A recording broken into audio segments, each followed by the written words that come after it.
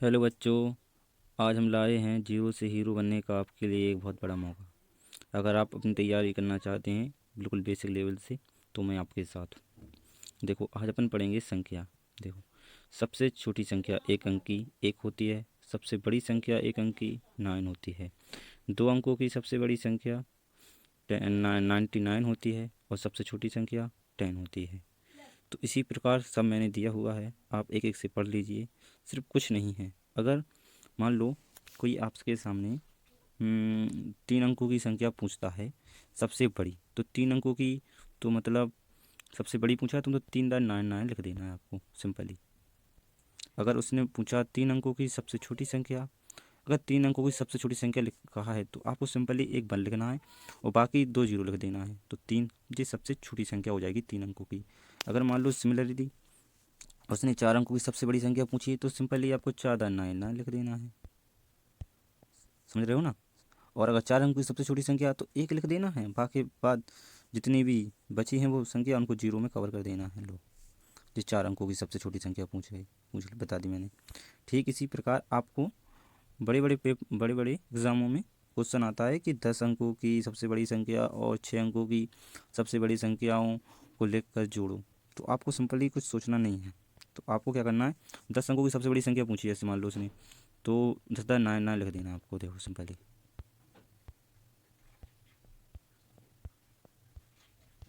जी 9 एक ही संख्या है जी, यहाँ से यहाँ तक एक ही संख्या है जी, 10 अंक की है, 9 9 9। अब मान लो 10 अंकों की सबसे छोटी संख्या पूछी है उसने, 10 अंकों की सबसे छोटी संख्या, तो आपको क्या लिखना है, 1 लिख कर और 9/0 लगा देना है।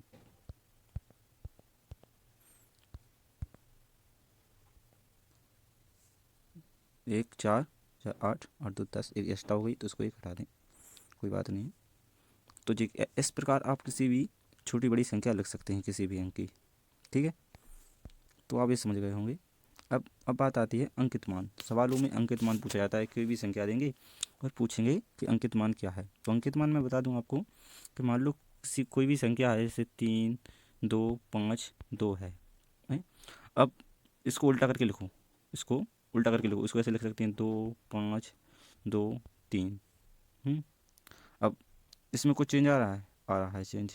अब तो इसमें आप समझ रहे हो, इसमें कोई भी अंकित मान नहीं है, क्योंकि हर संख्या का क्रम बदल रहा है। ठीक है।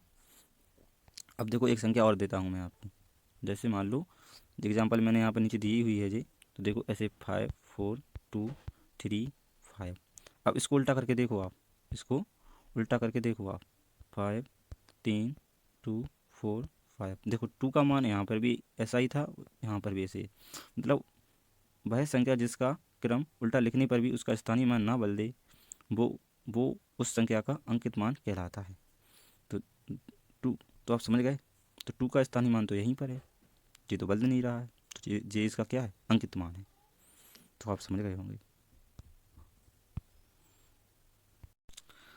इसी प्रकार स्थानीय मान, अब मान लो ऐसे एक संख्या है जी, ये संख्या है। अब इसका स्थानीय मान, अब इसने पूछा 3 का स्थानीय मान क्या है। 3 का स्थानीय मान क्या है, आपको कुछ नहीं लिखना है, सिंपली 3 लिख देना है और बाकी बात कितनी अंक है, 1 2, तो 2 जीरो लगा देना है। लो, 3 का स्थानीय मान हो गया। कितना ईजी है बताओ, ईजी है कि नहीं। अब इसमें पूछा है 2 का स्थानीय मान बताओ, तो सिंपली 2 लिख देना है, उसके बाद जितने भी अंक हो जीरो लिख देना है। सिंपली अब 5 का अंकित मान पूछे हो तो 5 लिख देना है, उसके बाद कितने अंक, 1 2 3, तो 3 जीरो लिख देना है। तो सिमिलर कुछ नहीं है। तो आप समझ गए हो, बेसिक बहुत इजी है, बेसिक तो समझोगे तो सब कुछ समझ में आएगा तुम्हें, घबरा। अब अब पढ़ेंगे अपन आरोही व अवरोही क्रम, मतलब असेंडिंग या डिसअसेंडिंग ऑर्डर।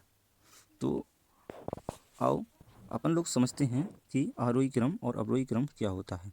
आरोही क्रम एक बढ़ता क्रम होता है, ठीक इस प्रकार जिस तरह इन लड़कियों की हाइट बढ़ रही है। और अवरोही क्रम ठीक इस प्रकार जिस तरह इन लड़कों की हाइट घट रही है, मतलब छोटे से बड़ा, और अवरोही मतलब बड़े से छोटा। मैं आपको एक सिंपली याद दिखा दूं, बता दूं कि आप दो में से कोई एक याद रख लीजिए, दूसरा अपने आप आपको याद हो जाएगा। मान लो आपको मैं आरोही क्रम याद करा देता हूँ जी, असेंडिंग ऑर्डर।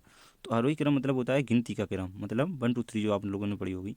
तो बस उसको याद कर लीजिए कि जो 1 2 3 है वो आरोही क्रम है। जैसे देखो स्टार्ट कैसे होती है, 1 2 3 4 5 6, ये बढ़ रही है ना, तो ये आपका समझ मान लो आरोही क्रम है।